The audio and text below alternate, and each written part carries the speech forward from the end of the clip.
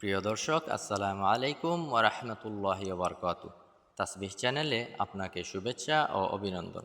প্রিয় বন্ধুরা, আজকে আলোচনা করব দুঃখ, পেরেশানি, মানসিক কষ্ট দূর করার একটি বিশেষ আমল নিয়ে। দুঃখ, হতাশা, মানসিক কষ্ট আজকের দিনে সবচাইতে বেশি প্রচলিত একটি মানসিক সমস্যা।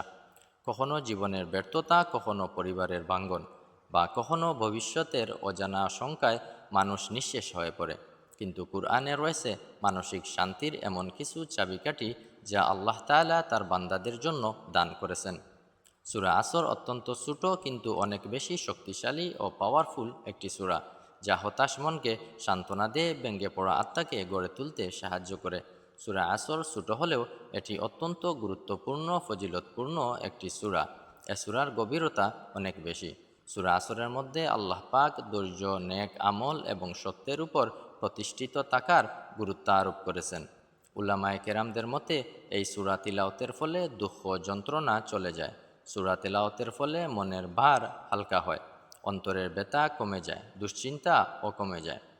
মানসিক দুশ্চিন্তা, পেরেশানি, হতাশা ও মানসিক যন্ত্রণা দূর করতে প্রতিদিনের আমলগুলো হলো: ফজরের নামাজের পরে এবং ঘুমানোর আগে 3 বার করে সূরা আসর তিলাওয়াত করা এবং আল্লাহর কাছে দোয়া করা, রব্বি ইশরাহলি সদরি ওয়া ইয়াসসির লি আমরি।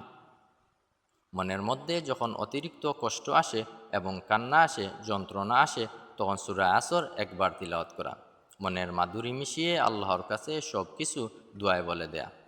সূরা আসরের এই আমলগুলো করতে থাকুন, ইনশাআল্লাহ সকল দুঃখ, পেরেশানি, দুশ্চিন্তা, অন্তরের ব্যথা আল্লাহ পাক দূর করে দিবেন। বন্ধুরা, প্রতিদিন এরকম ভিডিও পেতে তাসবিহ চ্যানেলকে সাবস্ক্রাইব করে পাশে থাকবেন। ভিডিওটি ভালো লাগলে লাইক এবং কমেন্ট করবেন, বন্ধুদের সাথে অবশ্যই শেয়ার করবেন। দেখা হবে পরবর্তী ভিডিও নিয়ে। আসসালামু আলাইকুম ওয়া রাহমাতুল্লাহি ওয়া বারাকাতুহু।